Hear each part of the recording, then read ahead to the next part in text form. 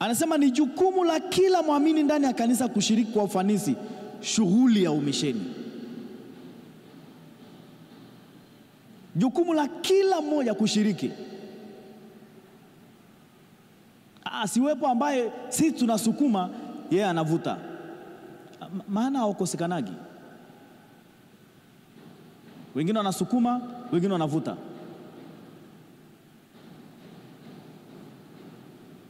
Siku moja kuna mtu mmoja aliharibikiwa na gari njiani. Barabara tu imekaa kama na kamteremko hivi. Unajua magari ya manyu hayo unaweza kashtua. Kama beti mna shida unashtua gari. Sijui kama kushtua ni Kiswahili kinachoeleweka, msikomandi ndio Kiswahili. Lakini ndicho ninachokielewa kushtua.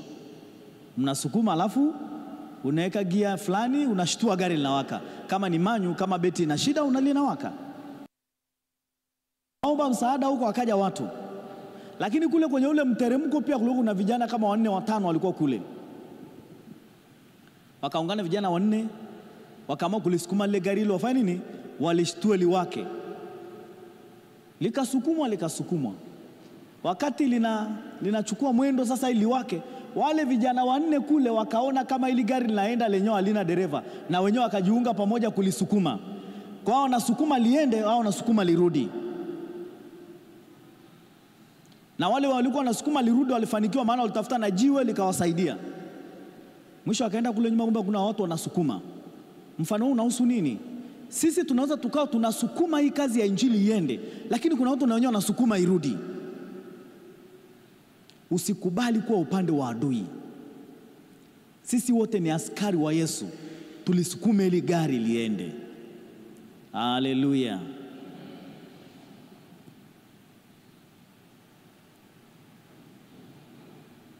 Kumbuka, kanisa halina umisheni wake binafsi, ila kanisa linatimiza umisheni wa Mungu.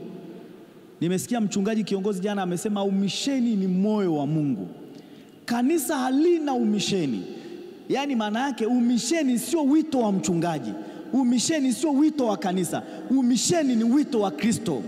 Na kila anayetii anatimiza wajibu wake, anamtii Kristo. Umisheni wa kanisa kimsingi ni umisheni wa Mungu. Kwa maana nyingine, umisheni wa Mungu ni umisheni wa kanisa. Kanisa halipo duniani kutimiza matakwa yake yenyewe binafsi, hapana. Jukumu kubwa la kanisa pamoja na mambo mengine ni kuwafungua waliofungwa. Ndio maana chonde madhabahu hii itumike kuwafungua wengi waliofungwa. Na jana nimesema Kinondoni, ila ni Ubungo samani. Ubungo. Kanisa la TAG Ubungo liwe sehemu ya makimbilio. Mtu akipigwa na shetani akimbilie hapa. Akifika hapa afunguliwe atoke huru. Ndio kazi ya kanisa. Akipigwa na shetani huko afike hapa. Na akifika hapa akutane na nguvu ya Mungu. Na hii haisemi mchungaji yuko kule ofisini, jamani kuna mtu ana mapepo ngoja tukamuite mchungaji aje amwombee. Kazi ya kumfungua aliyefungwa sio ya mchungaji tu, ni ya kila mtu aliyeokoka. Amekuja mtu hapa amefungwa na mapepo, ni mgonjwa, hatuendi kumtafuta mchungaji. Mchungaji ana sehemu ya kutafutwa. Maana yule mtu akiisha kufunguliwa anahitaji huduma ya kichungaji. Hapo ndo namtafuta mchungaji. Kuna mtu hapa ameokoka na anahitaji huduma ya kichungaji. Lakini shetani lazima afukuzwe na kila aliyeokoka. Mtaweka mikono juu ya ugonjwa nao watapata afya. Hajasema wachungaji wataweka. Kila aliyeokoka.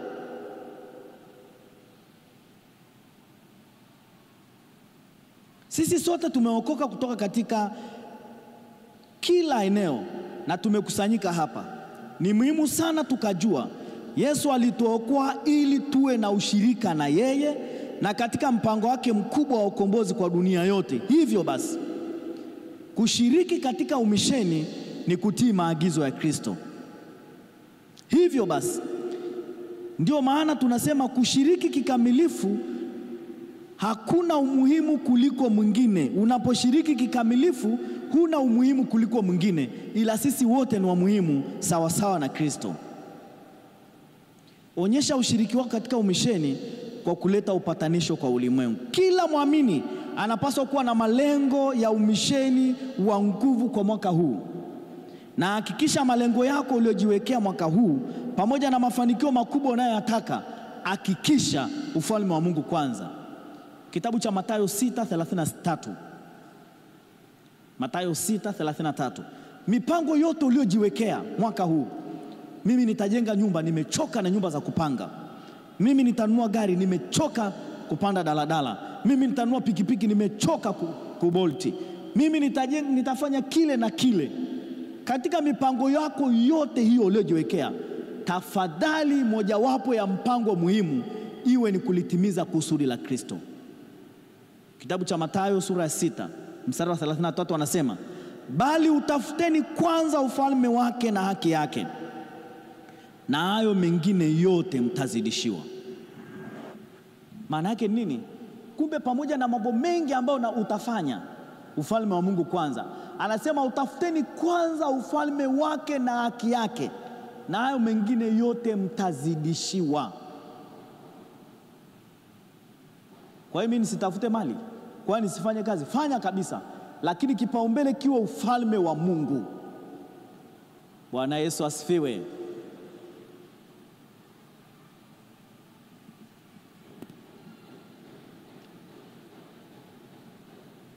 Agano Jipya linatuambia kwamba sisi katika kanisa tumerithi huduma hii leo ya kuwafungua wengine.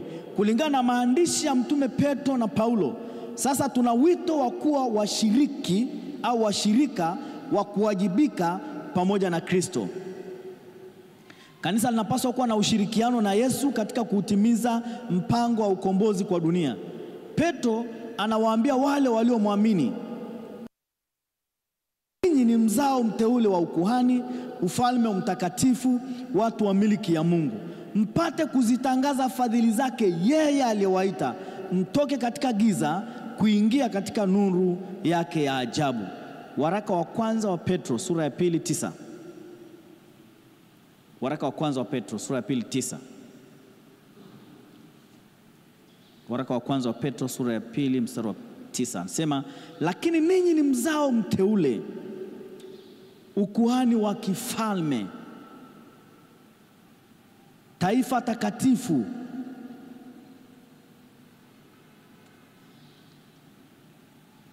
ikiwa tunataka kufanya umisheni kwa ufanisi, ni lazima tujizoeze kuweka kwenye mpango wako. Hivi jamani, si mwaka unapoanza mwezi wa 12 huwa tunaanza kujiwekea mpango wa mwaka kanisa huwa linaandaa mpango kazi, lakini kuna mpango kazi jamani wa mtu binafsi mwenyewe, si ndio? Au nyewe wenzangu mnaishi kwa neema, mnaongozwa na Roho, naamka tu kile Roho atakachoniambia leo hicho. Lakini kuna mahali Biblia inasema pasipo maono watu wangu wanaacha kufanya nini? Kujizuia, si ndio? Maana yake usipojiwekea mpango wa mwaka, hata kama una fedha nyingi zitatawanyika. Mimi na familia yangu 2024 tuliweka mpango, tukasema tutafanya 1, 2, 3, na tunamshukuru Mungu, mpango tulioweka mwaka jana ulifanikiwa na tuliutimiza kwa 100%. Mwaka huu tangu tumeanza Januari, tulikaa chini tukaandika mpango wetu wa mwaka huu. Mwaka jana mpango wetu ulikuwa ni kuongeza mtaji.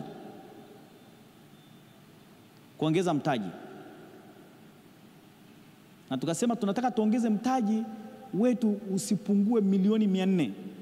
Utakaoongezeka maana yake tuongeze ni mtaji, lakini kwa maana ya vitega uchumi. Tunatamani tuongeze vitega uchumi ambavyo vitatusaidia kuongeza biashara yetu iende kasi. Vitega uchumi tulivyovikusudia vyote tulifanikiwa. Maana yake tulikuwa tunaweka mpango na ule mpango tunauombea.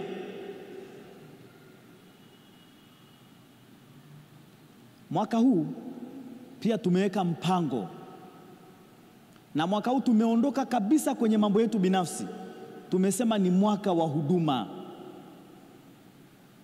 mwaka wa huduma, ni mwaka wa kumtumikia Mungu. Kwa kila fedha tutakayoipata tutaitoa kwa Mungu mwaka huu. Kila faida tutakayoipata mwaka huu tumesema tutaitoa kwa Mungu. Na mpango tulioweka tukasema ni wa huduma, na mradi ambao tumekusudia kwa ajili ya Mungu kwa fedha yetu mfukoni tumekusudia milioni 500.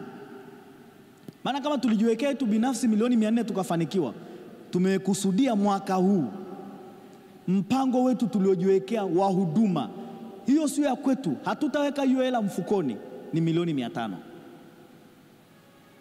Maana yake tunaweka mpango, tumeweka maono, tumejiwekea mkakati, na tunamwamini Mungu tutafika. Mpaka ifike Disemba tunataka mimi na mke wangu na familia yangu tuwe tumeshawekeza kwa Mungu milioni 500 ifikapo Disemba. Ndio mpango wetu. Bwana Yesu asifiwe. Wacha zingine zitakazokuja huko, zingine zitakwenda tu, lakini milioni 500.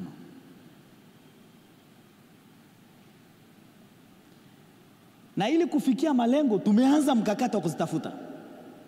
Bwana Yesu asifiwe. Tumeanza mkakati wa kuzitafuta, na tunafunga na tunaomba, na tunafunga na tunaomba, na tunachukua hatua, na tumepanga siku za kila wiki, hakuna kula wala kunywa. Tunamwambia Bwana, tunataka tufikie malengo ya milioni 500 ya utumishi wetu kwako. Haleluya. Na tumeanza kukusanya fedha. Haleluya. Na nyie msiache kutuombea. Wakati tunaombea na ile mipango, tuombee na sisi tufikie malengo. Tumekusudia milioni 500. Na Mungu alivyo ajabu, tumeshakusanya robo ya hela. Yaani maana yake, jamani, tunajua unajitathmini kwa miezi mingapi? Wale watu wataalamu wa ukaguzi na mipango, mtu huwa anajikagua kwa kila baada ya muda gani? Si kota. Tuna kota yetu hapa tunaenda naye, hatujaimaliza. Tuna miezi 3, tuna mwezi mmoja bado. Kota ina miezi mingapi? Naam. Kota ina miezi 4. Minne. Maana yake mwaka una kota ngapi? 3. Mwaka una kota 3. Sasa wewe chukua milioni 500 alafu unatakiwa uigawanye kwa kota 4. Kila kota inatakiwa pesa imepatikana.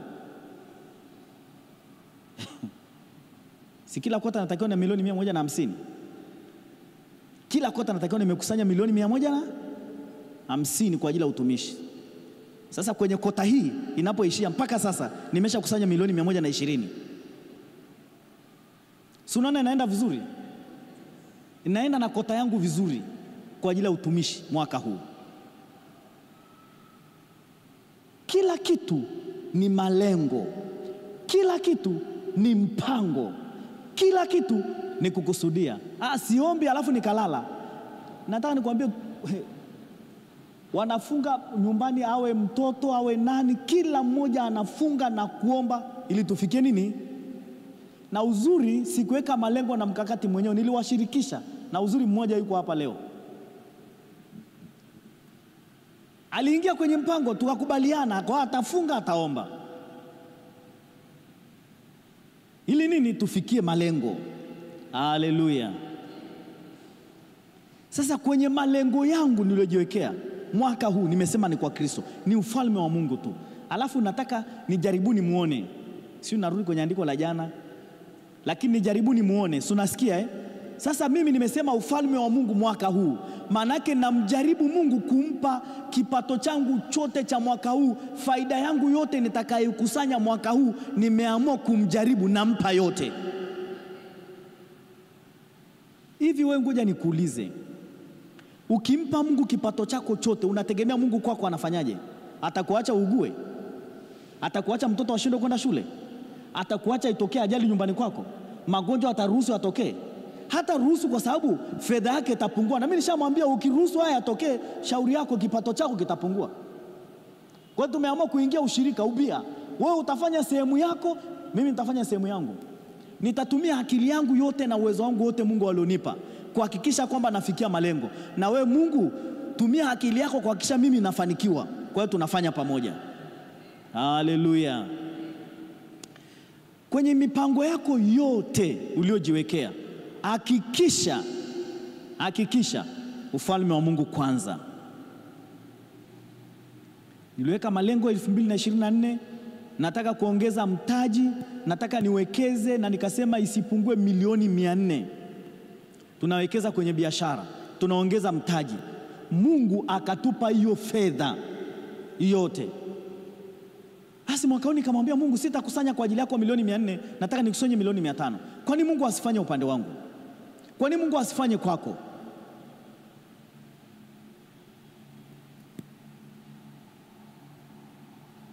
Kama tunataka kufanya umisheni kwa ufanisi, kama unataka kufanya umisheni kwa ufanisi, jizoeze kuweka kwenye mpango wako wa mwaka. Usikurupuke. Unajua mchungaji, hata ukiona sadaka tunatoa dhaifu, ni kwa sababu tunakurupukaga asubuhi wakati tunakuja ibadani. Ndio tunatafuta sadaka ya kutoa, hatujiandai. Lakini sadaka ni swala la kujiandaa huko nyumbani, si ndio? Ni swala la kujiandaa kabla ya Jumapili. Ni swala la kuanza kujua namtolea Mungu shilingi ngapi. Ndio maana tukija kwenye sadaka hapo tunajisaji, mfuko huu unaingiza, mfuko huu unaingiza ule mwingine, kwa sababu kujiandaa. Weka kwenye mpango. Lakini jambo la pili, kuwa na uelewa kuhusu wa wazi. Kuwa na uelewa wa wazi kuhusu umisheni wa Mungu. Jishughulishe kwa maksudi katika huo. Kuwa na uelewa wa wazi kuhusu umisheni wa Mungu. Jishughulishe kwa maksudi kuhusu huo. Haleluya.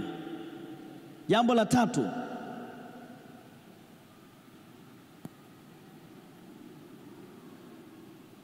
kama kuna kitu chochote kitakachozuia mpango wako wa umisheni, tambua hiyo ni roho ya adui, haitaki hatua. Ishughulikie.